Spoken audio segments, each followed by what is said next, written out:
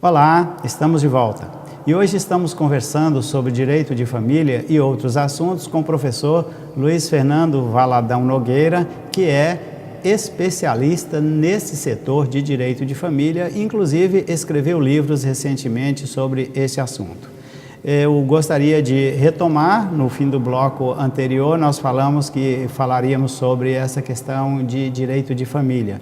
E eu pergunto, professor, qual a responsabilidade, como ficaram as responsabilidades do advogado num processo de divórcio hoje, considerando que existe a possibilidade, inclusive, de esses divórcios serem feitos diretamente em cartório de notas, sem necessidade de recorrer ao Poder Judiciário.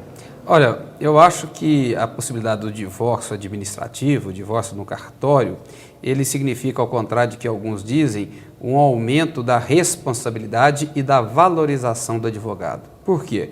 Porque quando você tem um divórcio, e a época anterior à emenda constitucional 66, também a separação judicial, a responsabilidade daquele ato que encerra o vínculo do casamento ou a sociedade conjugal, ele a rigor é do Estado juiz, que homologa um acordo, que profere uma sentença, que termina com o conflito. Ao passo que, quando você tem o divórcio administrativo, é o advogado que vai receber em seu escritório o casal.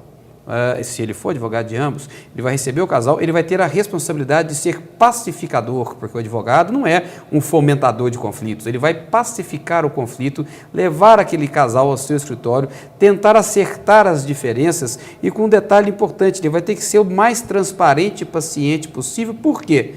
Porque é muito mais factível, viável de anular-se posteriormente uma escritura conduzida por um advogado ou previamente conduzida por um advogado, do que você anular uma decisão homologatória num processo de divórcio homologada por um juiz. Então, evidentemente que para que aquele ato, ou seja, uma escritura, trabalhado anteriormente por um advogado, para que ele tenha força suficiente, a responsabilidade do advogado é enorme, porque ele vai ter que transmitir aos cônjuges segurança, captar deles fundamentos que justifiquem aquelas cláusulas que eles elegeram, para que amanhã elas não sejam derrubadas sob o argumento de que eu fui seduzida pelo argumento do advogado que eu deveria assinar isso, meu marido usou dessa ou daquela artimanha, minha mulher me levou na conversa, etc. Então, a responsabilidade do advogado é enorme, responsabilidade inclusive civil. Amanhã uma escritura dessa, se for considerada ilegal ou, enfim, eivada de algum vício, isso pode gerar uma ação de indenização contra o advogado.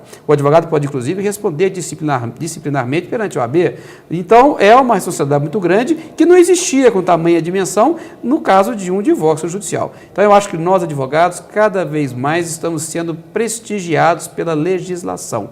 Acho que este exemplo que você citou é um bom exemplo. O advogado tem que se valer desse prestígio que a lei lhe deu e saber valer disso, utilizar e divulgar para a sociedade de uma forma geral. Isso que eu disse agora há pouco. Nós, advogados, não somos fomentadores de conflitos, muito pelo contrário. Nós somos pacificadores e sabemos fazer a triagem necessária dos fatos para não prejudicar nossos próprios clientes.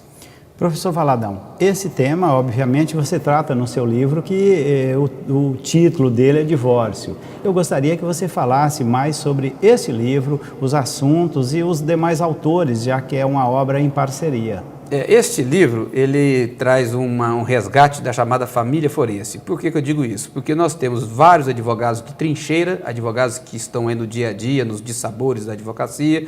Nós temos juiz de direito da área de família, defensor público. Na próxima obra que nós vamos lançar, teremos também promotor de justiça. Enfim, primeiro esse livro traz, então, essa síntese da família forense, os pensamentos díspares de todos os integrantes da família forense. Depois, ele traz um resultado de um pensamento. Nós debatemos tudo isso para depois sintetizarmos isso na obra. Então, a obra traz o aspecto histórico do divórcio, a obra traz o fim da culpa, seja no debate da separação, seja para efeito de alimentos entre os cônjuges. Nós debatemos a questão da responsabilidade civil de um cônjuge contra outro em casos graves naquela convivência deles, onde tem havido um conflito aqui, outro acolá. Nós tratamos de aspectos processuais no processo de divórcio. Então, é uma obra que pega todos os pontos relevantes para o divórcio. E você também escreveu um livro sobre recursos, né? em especial o recurso especial, Exatamente. vamos brincar desta forma. E esse livro, eu gostaria que você tecesse comentários sobre esse livro para nós, por favor. Meu amigo Valdir, eu digo o seguinte, eu sou um apaixonado pela advocacia. Eu tenho um grande amigo, Dr. Wellington Luzia Teixeira, que gosta quando eu digo o seguinte: eu sou filho de advogado, neto de advogado, irmão de advogado, sobrinho de advogado, então eu só sei falar de advocacia, é um vício que eu tenho. Por conta disso, eu escrevi esse livro, que chama Recurso Especial. Qual que é o seu objetivo? Seu objetivo é traçar caminhos práticos para o advogado de trincheira, para que ele possa, daqui de Montes Claros, produzir um recurso especial dirigido ao STJ, lá naquele nobre Superior Tribunal de Justiça. Ou seja, um recurso técnico, um recurso difícil, um recurso que as estratégias não são as mesmas que você utiliza, tecnicamente falando, em primeira instância e mesmo em segunda instância. Então, é um recurso que é cheio de pressupostos específicos de admissibilidade. Para facilitar ou tentar facilitar a vida do advogado, que eu escrevi esta obra abrangendo várias facetas do recurso especial, que é aquele dirigido ao Superior Tribunal de Justiça e que, em última análise, tem a função de uniformizar o direito federal no nosso sistema federativo. Eu queria até que você explicasse um pouquinho sobre o recurso especial, porque há recursos que os processos saem de uma comarca, como é o caso de Montes Claros, e vão até um tribunal de justiça no nosso exemplo de Minas, Belo Horizonte. E às vezes o Rio Grande do Sul, Brasília, Rio Grande do Norte, outros estados, os tribunais de lá tratam de um mesmo assunto de uma maneira um pouco diferente do que os tribunais estão julgando, e há um interesse do nosso cliente optar por aquela linha de pensamento. Eu gostaria então que você próprio falasse, que eu acho que eu já estou falando sobre recurso especial, que compete na verdade a você. Você falou e muito bem, aliás você fala com conteúdo e com elegância. O que você falou é perfeitamente apropriado, porque que acontece? E aí eu já vou criticar o quê?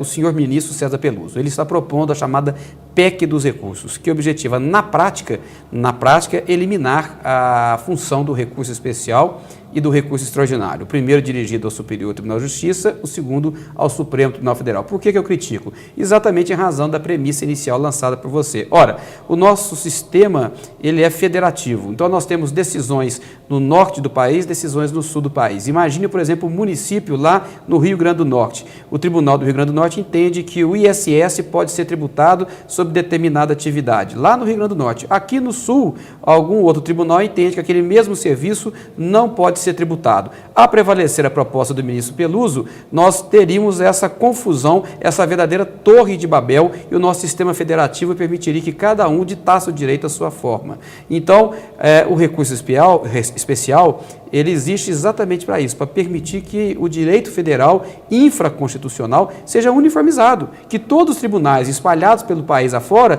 digam a mesma coisa sobre determinada norma de direito tributário, sobre determinada norma de direito civil, de direito processual civil. Esse é o objetivo do recurso especial e por isso mesmo ele é de difícil acesso. É só em situações excepcionais que se consegue provocar o Superior Tribunal de Justiça. E mais, ele não impede o cumprimento da decisão recorrida, ainda mais com sistemas novos que estão em vigor, que otimizam os chamados julgamentos em massa. Os recursos não sobem ao STJ depois que uma determinada matéria foi julgada de maneira paradigmática pelo próprio Superior Tribunal de Justiça. Então, hoje nós já temos um bom sistema de triagem para evitar excesso de recursos nos tribunais. Então, a proposta do ministro César Peluso é equivocada, ela ignora a realidade forense e ela está tirando valia a esse recurso maravilhoso que eu tive a oportunidade de escrever sobre ele, que é o recurso especial. Então, o que nós temos que repensar é a estrutura do judiciário. Não é possível você ficar investindo no Superior Tribunal de Justiça, no Supremo Tribunal Federal e deixar a primeira instância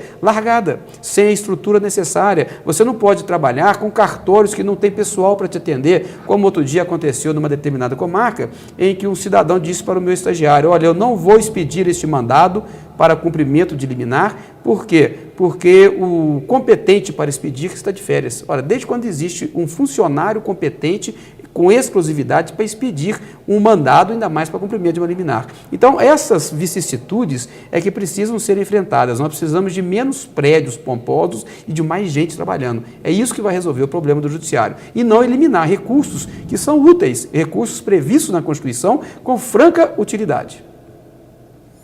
Orientando o direito, teve o privilégio de conversar com o professor Luiz Fernando Valadão Nogueira, que falou brilhantemente sobre alguns assuntos, entre eles recurso especial e divórcio, tratando aí do direito de família. O nosso agradecimento ao professor aqui presente e nós pedimos ao nosso telespectador que nos espere, porque em querendo Deus, amanhã apresentaremos uma outra entrevista.